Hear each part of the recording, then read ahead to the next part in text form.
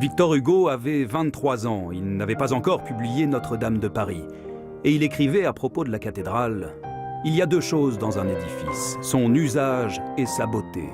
Son usage appartient au propriétaire, sa beauté à tout le monde, à vous, à moi, à nous. » Et c'est pour lui rendre sa beauté que les meilleurs artisans vont œuvrer dans les prochaines années. 5 ans, comme le réclame Emmanuel Macron?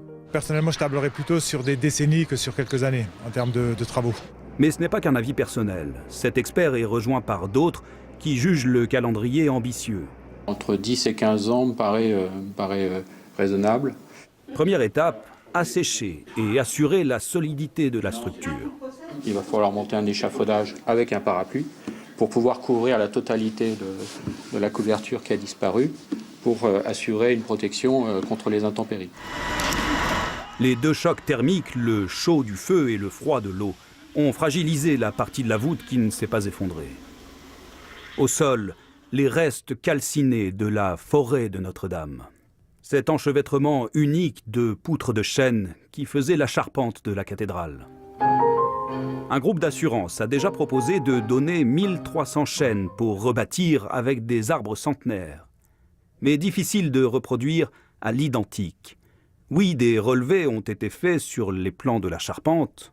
Mais pas dans leur ensemble et en 3 dimensions. Il y a quelques 3 dimensions partielles, ce que là, nous, ce qu'on essaie de rassembler, c'est la totalité de la charpente en 3 dimensions.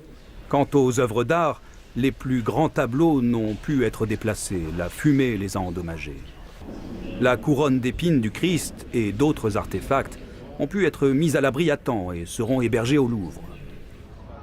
Tout en haut de la flèche, le point culminant de Notre-Dame, c'était un coq, l'emblème de la France.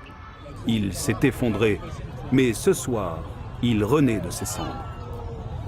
Ici Mathieu Prost, Radio-Canada, Montréal.